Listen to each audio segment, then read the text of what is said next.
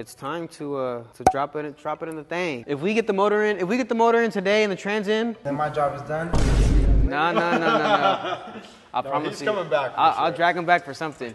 No, but then by early to beginning of next week, we'll get the stuff for the diff, put the drive shaft in, get the rest of the bolts we need for the suspension, make sure those are all tidied up, get the new rotors because the current rotors are kind of dingy. And then we're also gonna start wiring next week too. So there's a scenario where by the end of next week, we start the car up. If it all kind of goes to plan, we can start it up. So DoorDash, Thai teas, pad thais. You got Thai tea? Yeah. Oh, read my mind. I ordered it while driving, so I got you a chicken pad thai. Did you? Yeah. That's fine. I know it's fine. You gonna eat whatever I give you. So we're gonna go on a quick intermission break while we eat.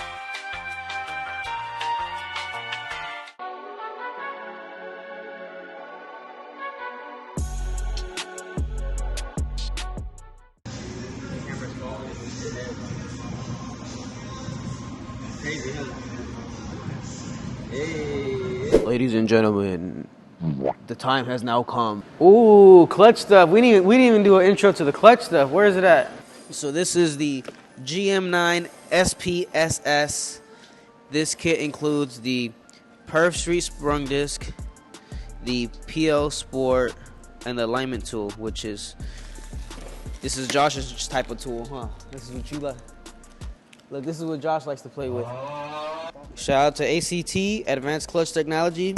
He's put in a little bit of gluten-free sour cream on the bolts. But yeah, shout out to Eric at ACT. I just told him what we kind of had going on. I told him we were running naturally aspirated LS3, probably gonna be doing around like 400 horsepower.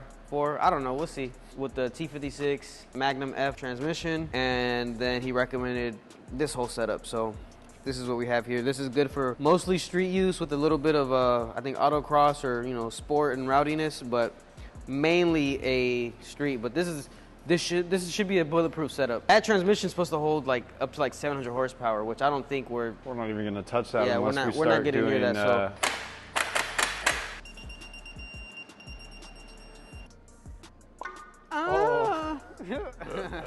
Out of just an effect coming out of that after he pulls it.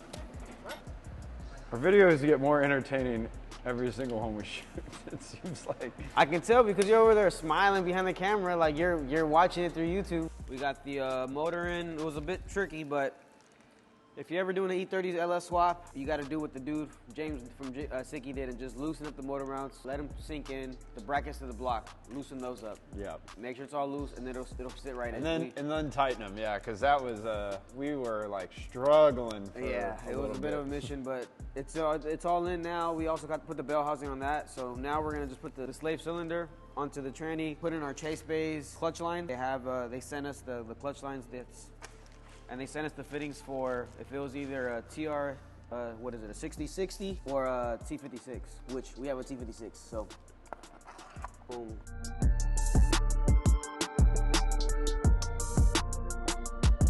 We worked for 36 hours straight trying to get that motor into that little garage. We ended up having a 1/4-inch gap between the motor or the bell housing to the motor. We had no idea what it was. We thought it was a clutch, thought it was the spindle. We were almost close to cutting off the tip of the spindle. So this is for a TR6060. We're running the T56, and we needed to get a bearing, basically like the bearing you see inside of here, like a small one. Lifting this diff into the car, we got the brand new cover on. We got the extra mount right here. It's the secondary mount. Secondary mount. So that's gonna come up through here somewhere. Yeah, this is the mount. This was created by Garagistic, and then this is Garagistic's fin cover for the diff, and then we just painted the diff, and then we attached this adapter onto the diff. For the drive shaft by Sicky, came with the hardware, and then they also provide this is Garagistic's stud kit, and then this is Sicky's washer that we use with this, so that this drive shaft sits right in the center of the E30, so it balances it properly, because usually there's a U joint in between the drive shaft, but because we're using one solid drive shaft now, we have to kind of re-angle it a little bit.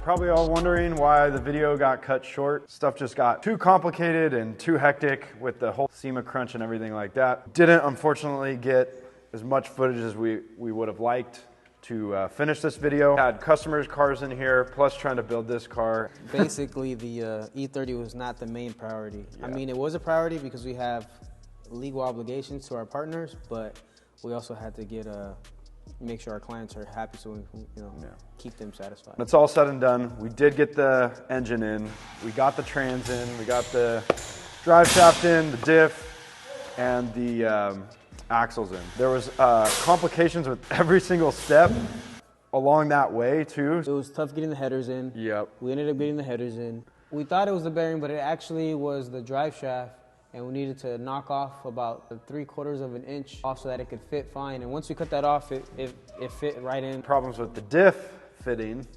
Yeah, and that's also because we had the diff fin, and then we also put a secondary mount, so it's a very stiff setup. We had to modify the axles to fit properly into the diff. We just finished up the exhaust on it. Shout out to my buddy Nolan Shavitz. If you're watching this, thank you so much. He has basically his own little hobby shop out in Placentia, California. Right after the car came back from SEMA, he happily agreed to do it.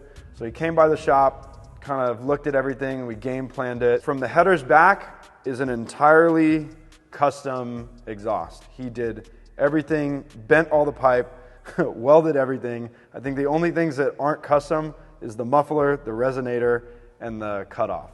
We did a pipe out the side of the car. From the other end, we have it running out the rear end, which is a dual tip exhaust, and there's a resonator and muffler in between that setup.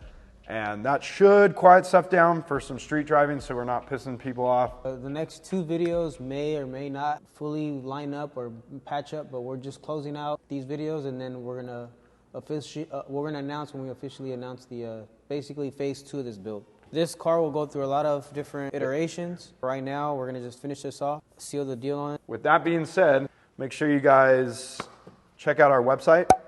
It'll be right here. Go check out all the merch we have available. Some really cool stuff on there. Make sure you guys like and subscribe. As always, stay tuned to see what we got coming up next, and we'll see you in the next one. Lame.